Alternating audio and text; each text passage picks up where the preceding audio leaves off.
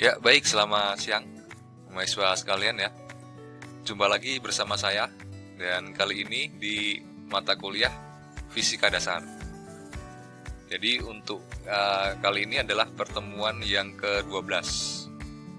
Jadi untuk yang pertemuan ke-12 kali ini kita akan mempelajari tentang fluida dinamis atau fluid dynamics. Untuk yang pertemuan sebelumnya ya, mungkin kita telah pelajari tentang fluida statis, termasuk itu yang namanya tekanan hidrostatis dan juga gaya Archimedes ya. Mungkin kemarin kita sudah pelajari juga. Nah, untuk yang pertemuan ke-12 kali ini yaitu tentang fluida dinamis. Nah, fluida dinamis nanti kita mempelajari apa yang namanya persamaan kontinuitas dan juga apa yang namanya hukum Bernoulli. Jadi persamaan kontinuitas dan hukum Bernoulli merupakan prinsip yang selalu nanti akan kita gunakan ya, dalam mempelajari ataupun membahas atau masalah-masalah tentang misalnya dalam pengolahan limbah, kemudian dalam pengolahan air, kemudian distribusi air dan distribusi air limbah. Nah, nanti akan kita gunakan persamaan kontinuitas dan hukum Bernoulli. Jadi nanti untuk yang konsep ini nanti akan kita pelajari di yang pertemuan-pertemuan ataupun mata kuliah yang lebih lanjut ya. Oke, apa saja nanti akan kita pelajari. Kemudian yang pertama kita bahas dulu tentang skala mikroskopis ya. Jadi apa itu yang namanya fluida? Kemarin kita sudah bahas di pelajaran-pelajaran ataupun mata kuliah di kimia itu ada zat atau materi ya. Mungkin ada pelajari ada 3, padat, cair dan juga gas. Kemudian ada juga materi yang keempat itu plasma ya. Jadi dalam konsep fisika mungkin kita batasi ada 3 zat atau materi, yaitu padat, cair dan juga gas. Nah, yang fluida itu yang mana gitu. Kemudian kita bahas dulu yang pertama itu solid atau padat. Ini memiliki bentuk yang kaku ya. Ini strukturnya tetap, keras ataupun kaku. Kemudian yang kedua cairan. Nah, ini cairan termasuk fluida incompressible. Fluida incompressible itu artinya fluida yang tidak dapat dimampatkan ataupun tekanannya tidak bisa diubah atau dinaikkan. Nah, ini contohnya cairan ya. Cairan ini memiliki bentuk yang mengikuti bentuk wadahnya. Jadi kalau misalnya kita tuangkan air ke dalam gelas, yaitu air ini nanti berbentuk ya seperti gelas. Gitu. Kemudian yang kedua ada gas. Yang ketiga ada gas. Ini yang termasuk fluida compressible. Jadi artinya fluida ini bisa dimampatkan ataupun tekanannya bisa dinaikkan. Jadi nanti kalau semakin lama tekanannya semakin besar, ini bisa berubah menjadi liquid ataupun cairan. Contohnya misalnya kemarin kita mengalami yang namanya kekurangan oksigen ya. Jadi dalam setiap tabung-tabung oksigen itu biasanya memiliki tekanan yang lebih tinggi, sehingga bisa disimpan dalam bentuk cairan sehingga bisa mudah untuk ditransportasikan ataupun dibawa kemana-mana. Kemudian contoh yang lain ya, apabila kita memasak di kompor misalnya, kita menggunakan LPG 3 kilo ya. Jadi dalamnya itu berupa cairan LPG. Ya, sehingga tentu saja ini akan menghemat tempat ya. Karena apabila disimpan dalam bentuk gas, itu memiliki volume atau ruang penyimpanan yang sangat besar. Jadi untuk menghemat tempat dan juga untuk menghemat biaya pengiriman atau transportasi ya, biasanya gas disimpan dalam bentuk cairan dengan tekanan tinggi, kira-kira seperti itu. Nah, apa dalam pelajari dalam fisika, yaitu fluida itu dapat berpindah dari satu tempat ke tempat lain. Contohnya misalnya air ya, air dari pegunungan mengalir melalui sungai kemudian ke laut. Nah, itu contoh daripada aliran fluida kan, itu yang alami ya. Kemudian yang aliran yang tidak alami, tentu saja kita telah mempelajari bagaimana air dalam sumur itu dipompa ke bak mandi kita. Itu contoh aliran yang tidak alami, ya, tapi bisa dipindah. Jadi Jadi fluida itu dapat berpindah dari satu tempat ke tempat lain. Kemudian densitas itu massa jenis ya. Ingat kemarin kita pelajari, densitas atau massa jenis itu dapat berubah apabila dia diberi tekanan atau dikompresibel. Ini contohnya gas yang tadi kita sudah bahas ya. Kemudian fluida ini memiliki gaya tekan ya.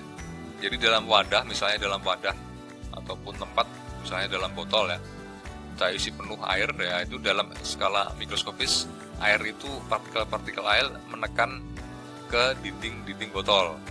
Jadi setiap fluida yang dikemas itu pasti memiliki tekanan ya. Contohnya kemarin kita sudah bahas di pertemuan berikutnya, yaitu mengenai tekanan hidrostatis ya, kira-kira seperti itu. Kemudian objek ataupun benda yang dicelupkan ke dalam air pasti memiliki gaya apung. Nah, kita ingat gaya apung itu gaya Archimedes ya. Mungkin kemarin kita sudah bahas juga. Nah, tadi kita singgung mengenai densitas atau massa jenis. Itu massa jenis cairan adalah konsentrasi dari massa ya, atau konsentrasi massa. Nah, densitas itu formulanya itu massa per volume. Masih ingat kita ya, massa per volume.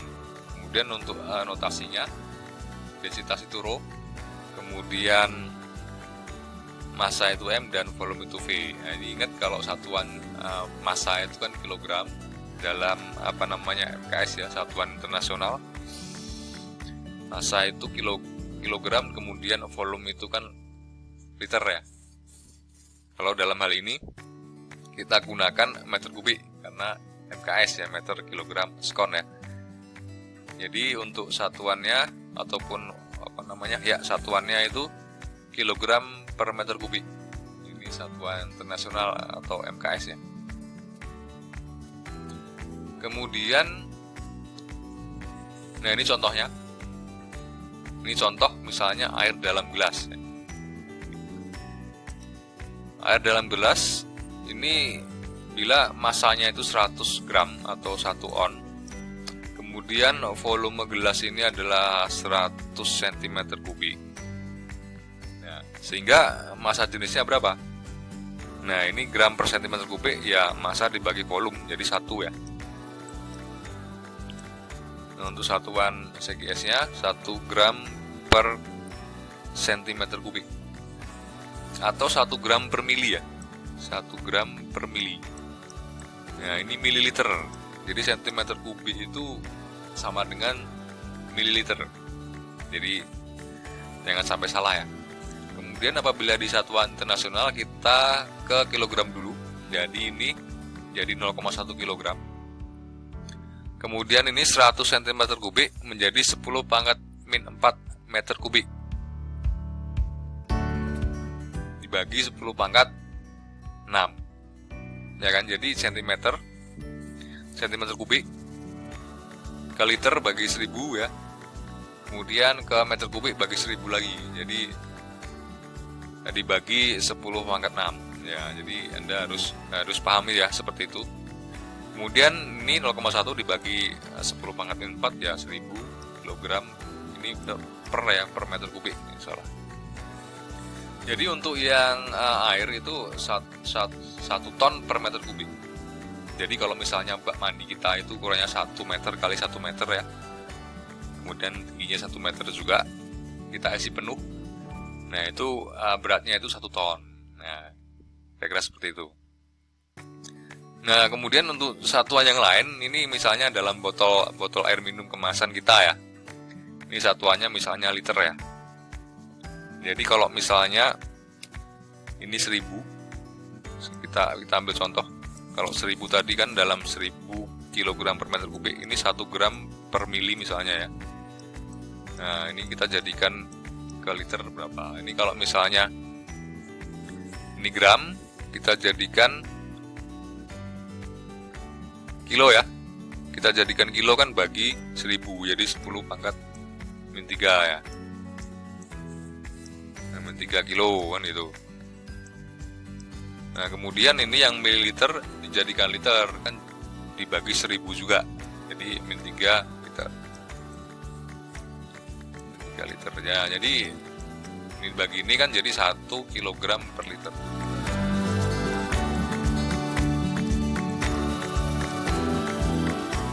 Jadi tadi untuk yang gram per mili itu 1 gram per mili, kemudian yang liter itu 1 kilogram per liter, untuk yang meter kubik 1000 kilogram per meter kubik. Jadi jangan sampai salah ya, Anda mesti ingat. Jadi contoh misalnya kita beli aqua kemasan, itu volumenya 1,5 liter ya, jadi beratnya ya 1,5 kilo ya. Jadi gampang ya, kira-kira seperti itu.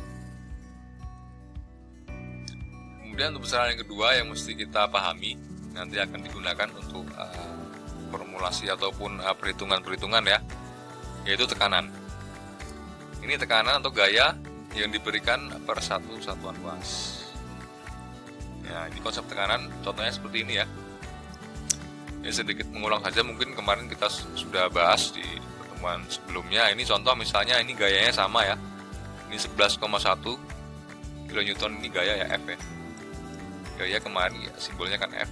Nah, kemudian ini A, luas areanya. Nah, ini sama ini luas area. Kemudian yang kedua ini sama ini. Jadi dilihat dari gambar ini luas area yang ini lebih kecil daripada luas area yang ini. Nah, sehingga tekanan yang diberikan ini masih lebih besar yang ini, Mas. Yang gambar ini ya, karena luas areanya lebih kecil. Yang gaya tadi kan gaya yang diberikan per unit area atau per luas area. Jadi semakin kecil luas area, tekanannya akan semakin besar. Begitu juga dengan dia semakin besar gaya, tekanannya juga semakin besar. Nah, ini contoh dalam sebuah wadah tadi. Jadi kalau wadah kita isi penuh dengan air, ini pasti di setiap dinding daripada wadah akan mengalami tekanan daripada partikel-partikel air tersebut. Ini contoh misalnya dalam kehidupan sehari-hari, contoh tekanan kita ibaratkan seperti memotong daging ya. Kita perlu gaya dan juga luas area gitu. Nah, ini contoh notasinya. Ini tekanan gaya bagi luas area. Gaya itu pasti tegak lurus dengan luas area ya. Ini di konsep tekanan seperti itu. Jadi Anda jangan salah ya. Gaya itu tegak lurus dengan area. Ini notasinya P, ini P besar ya. P besar F per A. Pos per area. Jadi jika dilihat ya, kita pahami rumus ini ya. Kita bisa tarik kesimpulan dalam kehidupan kita sehari-hari. Contoh misalnya apabila kita banyak tekanan ya. Apabila kita banyak tekanan, artinya kita kebanyakan gaya. Jika tekanannya semakin besar, gaya juga akan semakin besar. Nah, makanya kalau hidup kita memiliki banyak tekanan, itu artinya kita kebanyakan gaya. Jadi apa yang mesti kita lakukan ya, kita mengurangi gaya gitu. Jadi hidup kita ya sederhana, biasa-biasa saja, atau wajar-wajar saja, sehingga kita nanti gaya kita berkurang, sehingga tekanan kita juga akan semakin berkurang. Jadi ini adalah implementasi daripada hukum fisika yang kita bisa terapkan dalam kehidupan kita sehari-hari. Seperti itu ya. Ini adalah satuannya. Untuk satuan tekanan itu Newton per meter persegi. Atau bisa dibilang atau satuan yang lain itu Pascal ya. Pascal bisa juga nanti dalam ATM, atmosfer, kira-kira seperti itu ya. Nah, untuk pengukuran tekanan itu nanti kita ukur ya. Tekanan itu berapa tekanan sesuatu di dalam sebuah wadah, misalnya itu menggunakan alat ukur yang namanya pressure gauge. Nah, ini contoh misalnya pompa ban ya, pasti dalam sebuah pompa itu ada yang namanya pressure gauge. Nah, ini contoh pressure gauge. Ini dalam industri, contohnya ini ya. Ini satuannya, ini ada bar ya, ini bar juga ada nanti satuan ATM bar. Kemudian ini apa nih? Ini nggak kelihatan, ini Pascal, kilo Pascal apa nih, nggak kelihatan ya. Ini ya tergantung satuan di dalam pressure gauge itu, bisa bar, bisa Pascal ya, atau kilo Pascal ya, atau Newton per meter ya. Ini sebenarnya pengukurannya itu karena satuannya ada berbeda-beda ya, ada bar, kemudian kilopascal, ada ATM, ya tentu saja formulanya nanti akan. Nah, jadi untuk yang tekanan ini kan sebenarnya ada dua ya. Jadi yang tekanan absolut, kemudian ada tekanan gauge. Jadi kalau yang tekanan absolut itu tekanan mutlak, itu rumusnya tekanan atmosfer ditambah tekanan gauge. Nah, tekanan gauge itu sendiri ini tekanan yang terbaca dalam pressure gauge. Ini contohnya ini ya. Ini adalah contoh tekanan yang terbaca dalam pressure gauge, disebut dengan tekanan gauge. Ini kalau kita lihat ini sekitar 0,4 ya, 0,4 bar ya, bisa dikatakan seperti itu. Nah, untuk mencari tekanan absolut ya kita tambahkan dengan tekanan atmosfer. Ya, tekanan atmosfer itu adalah 1 atm. Jadi tekanan absolut 1 ditambah 0,4.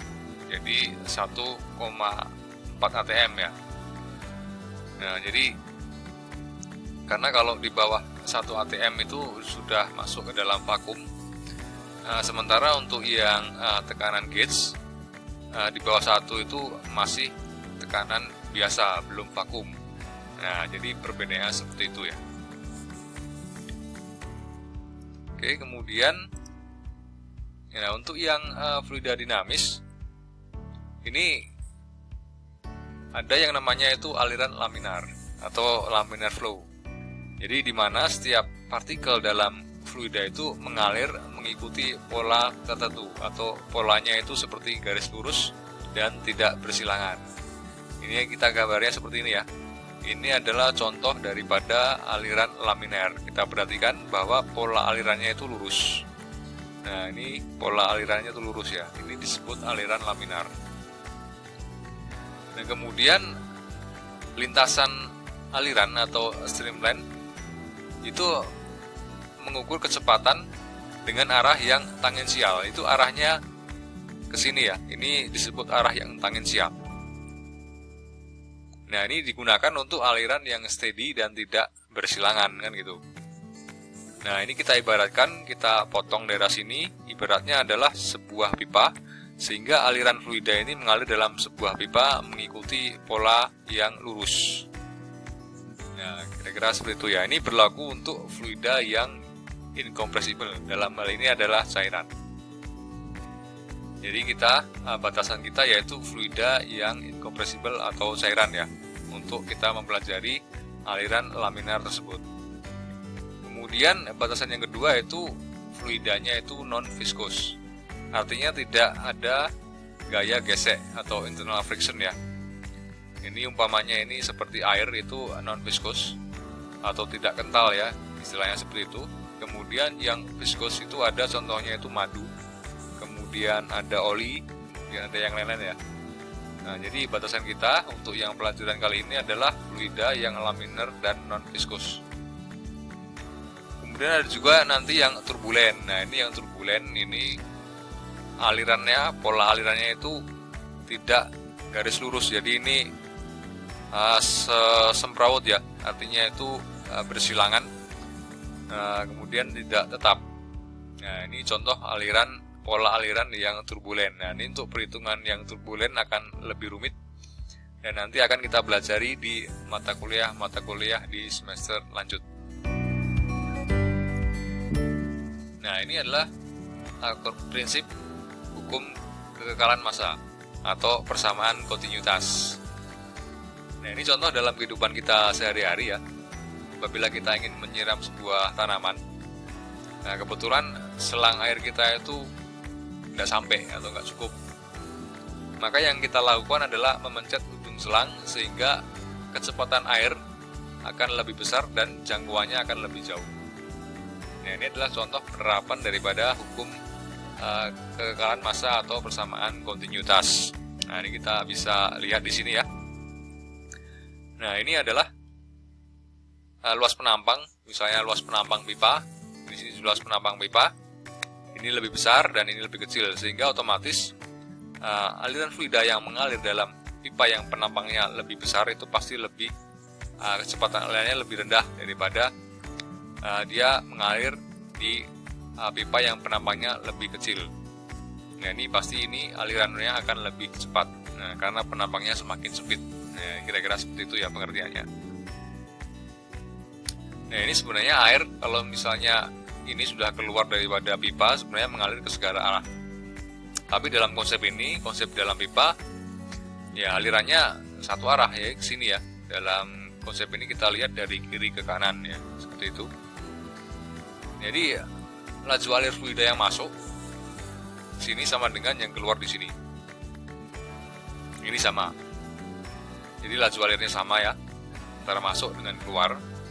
Ini dengan catatan tidak ada sumber yang lain ataupun kebocoran. Ini kalau misalnya ini bocor ya, bocor terus alirnya keluar, tentu saja ini tidak sama dengan ini ya, pasti akan berbeda perhitungannya ya. Jadi persamaan kontinuitas dipakai apabila tidak ada sumber lain atau tidak ada sesuatu yang bocor, kan itu, semua alirannya tertutup. Nah, itu baru berlaku persamaan kontinuitas ya. Oke, ini kita bisa jelaskan ya. Untuk persamaan kontinuitas kita bisa lihat di sini. Ini adalah sebuah pipa, di mana semakin lama pipa tersebut semakin besar.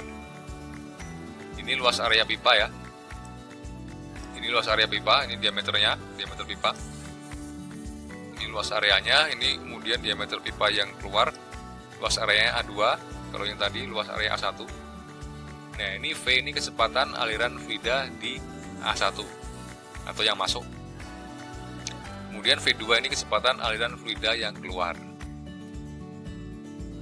Ya, sampai di sini bisa dipahami ya. Kemudian, nah, berapa banyak fluida yang mengalir dalam sebuah pipa atau luas area pipa itu dalam satu waktu?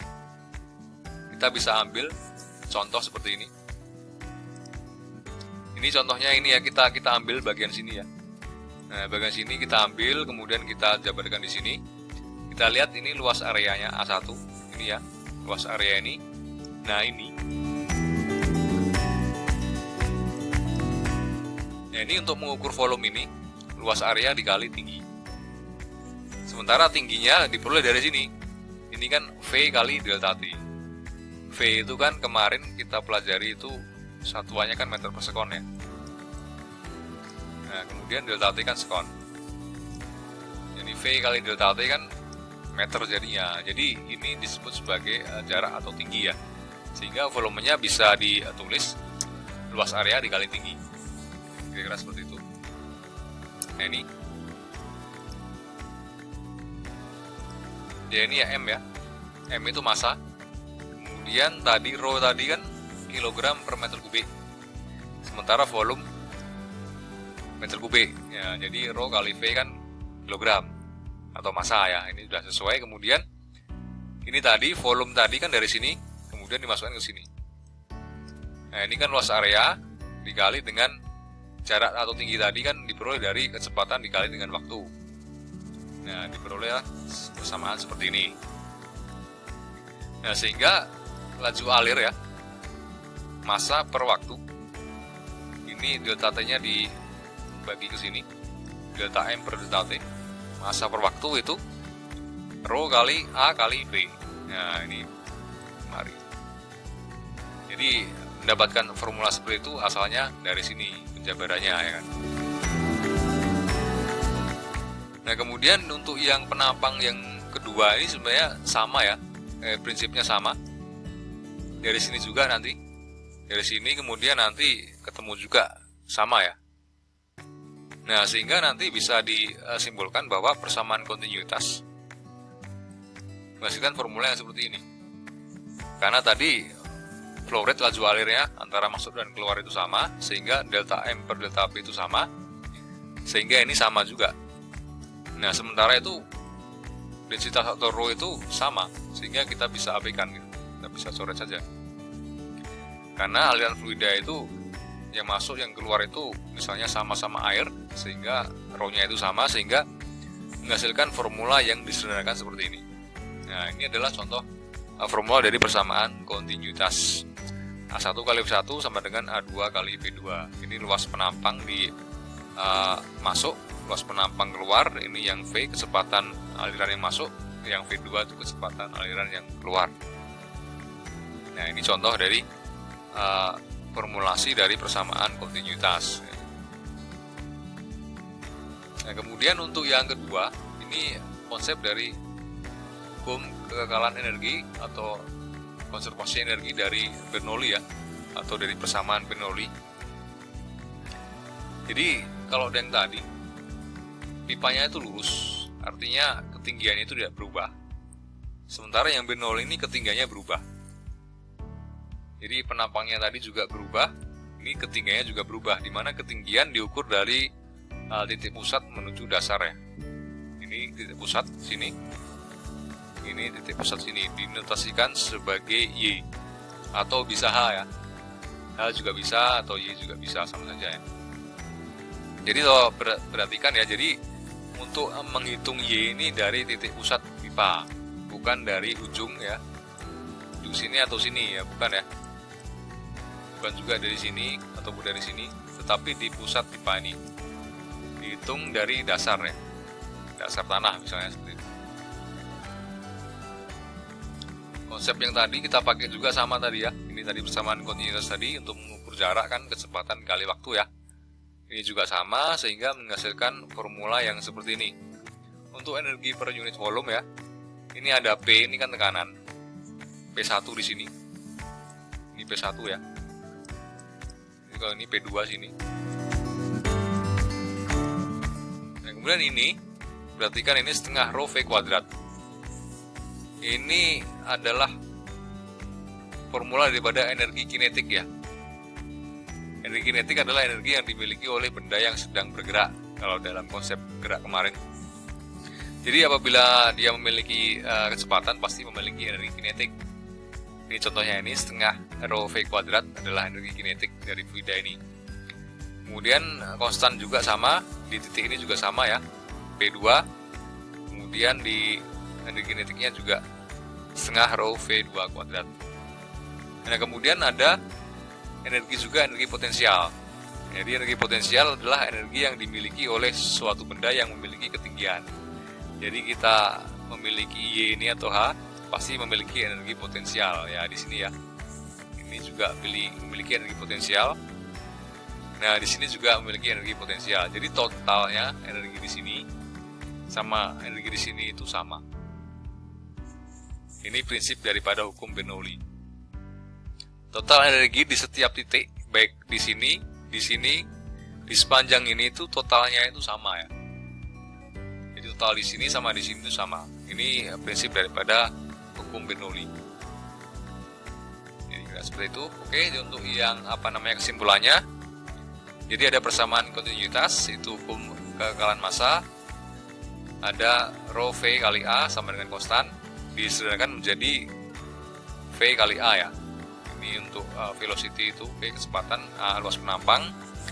Kemudian yang kedua itu ada hukum Bernoulli atau persamaan Bernoulli. Ini menjelaskan tentang hukum kekekalan energi, di mana total daripada energi di setiap titik dalam pipa itu sama.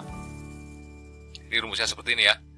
Ini P tekanan, kemudian setengah rho V kuadrat ini energi kinetik, rho GY ini energi potensial. Jadi totalnya itu sama ya. Oke, kira-kira seperti itu untuk kesimpulannya ya. Ya, ternyata sudah habis. Oke, nanti untuk yang prinsip-prinsip fluida seperti persamaan kontinuitas dan hukum Bernoulli, nanti akan kita gunakan untuk mata kuliah yang lain, terutama di mekanika fluida nanti di semester lanjut ya. Jadi tolong ini nanti diperhatikan karena kegunyaannya akan digunakan di mata kuliah yang lain. Jadi kira-kira seperti itu. Oke, baik, cukup sekian, saya rasa cukup ya. Cukup untuk pertemuan ke-12 kali ini. Kita jumpa lagi di pertemuan berikutnya. Cukup sekian, terima kasih. Selamat siang, selamat belajar dan sampai jumpa lagi.